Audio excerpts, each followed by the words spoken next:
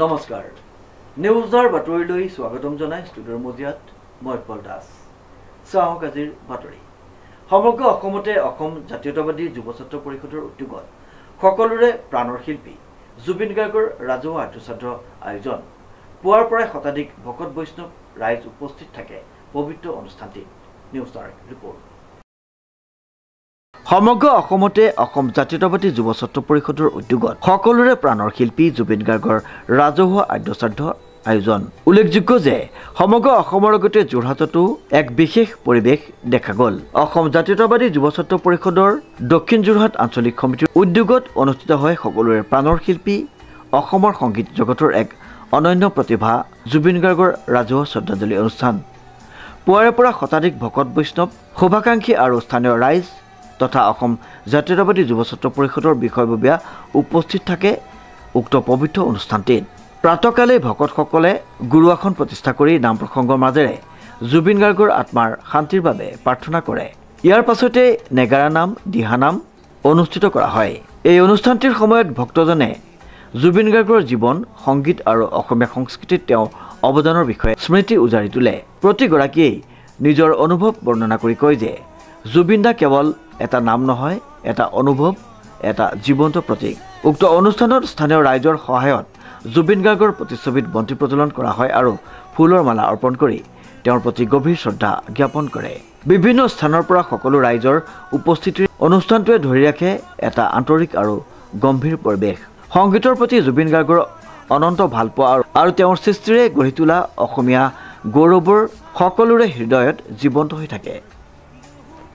যোৱা 19 ছেপ্টেম্বৰটো আচলতে সমগ্ৰ অসমৰ জাতীয় জীৱনৰ বাবে আটাইতকৈ দুখজনক এটা দিন এই দিনটোতে আমি অসমৰ এক বৃহৎ সম্পদ অসমীয়াৰ হিয়াৰ আমঠু জুবিন গাৰ্গ ডাঙৰীয়াক আমি হেৰুৱাবলগীয়া হৈছিলে আৰু সেই শোকত সমগ্ৰ অসম ম্ৰিয়মান আৰু আমি অসম জাতীয়তাবাদী যুৱ ছাত্ৰ পৰিষদেও জুবিন গাৰ্গ ডাঙৰীয়াক আচলতে আমাৰ এগৰাকী প্ৰাক্তন সতীৰ্থ হিচাপে পাইছিলোঁ 2004 চনতে তেখেতে যুৱ ছাত্ৰ পৰিষদৰ সদস্য পদ গ্ৰহণ কৰি যুৱ ছাত্ৰ পৰিষদৰ যিখিনি দৃষ্টিভংগী সেইখিনিৰ সৈতে তেখেত একাত্ম হৈছিলে আৰু দীঘলীয়া সময় ধৰি তেখেতে আমাৰ লগত এটা সুসম্পৰ্ক বৰ্তাই ৰাখিছিলে গতিকে সেইগৰাকীক আচলতে আমাৰ পৰিয়ালৰ এগৰাকী ব্যক্তিৰ দৰে গতিকে আমি পৰিয়ালৰ এগৰাকী ব্যক্তিক হেৰুৱালে যেনেধৰণে নীতি নিয়মৰ মাজেৰে আমি যিখিনি কৰ্ম কৰিবলগীয়া হয় আমি জুবিন গাৰ্গ ডাঙৰীয়াক সমগ্ৰ অসমবাসীৰ লগতে আমি বিশেষকৈ যুৱ ছাত্ৰ পৰিষদৰ পৰিয়ালটোৱেও আমি তেনেধৰণে আচলতে চিন্তা চৰ্চা কৰিয়েই আজি আমাৰ অসম জাতীয়তাবাদী যুৱ ছাত্ৰ পৰিষদ কেন্দ্ৰীয় সমিতিৰ আহ্বান মৰ্মে সমগ্ৰ জিলাই আজি আচলতে প্ৰয়াত শিল্পীগৰাকীৰ আদ্যশ্ৰাদ্ধ অনুষ্ঠিত কৰা হৈছে আমিও অসম জাতীয়তাবাদী যুৱ ছাত্ৰ পৰিষদ যোৰহাট জিলা সমিতিয়ে দক্ষিণ যোৰহাট আঞ্চলিক সমিতিৰ সহযোগত আমি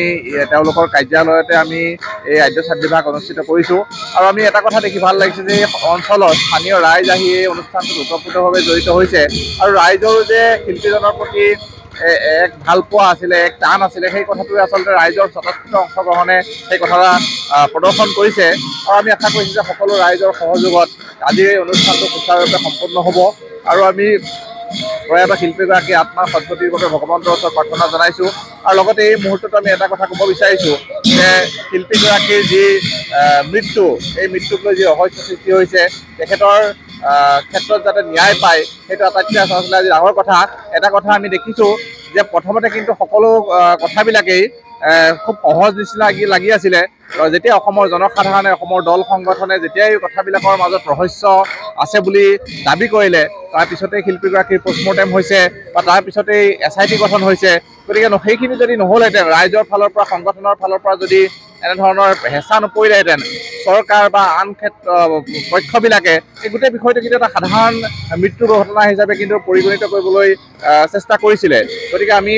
সমগ্ৰ অসমবাসীয়ে আচলতে এই মুহূৰ্তত সজাগ আৰু সচেষ্ট হৈ থাকিব লাগিব আমি এটা শান্তিপূৰ্ণ পৰিৱেশৰ মাজত প্ৰয়াত শিল্পীগৰাকীয়ে যাতে ন্যায় পায় তেওঁৰ পৰিয়ালে যাতে ন্যায় পায় আমি অসমবাসীয়ে যাতে ন্যায় পাওঁ সেই বস্তুটোৰ প্ৰতি কিন্তু আমি খুব স্পষ্ট দৃষ্টি ৰাখিব লাগিব আৰু এই মুহূৰ্তত আমি জুবিন গাৰ্গৰ ন্যায়ৰ বাবে আচলতে এই তেখেতৰ আদ্যশ্ৰাদ্ধস্থলীৰ পৰাই আহ্বান জনাইছোঁ জিজি বৰাৰ ৰিপৰ্ট নিউজ নাও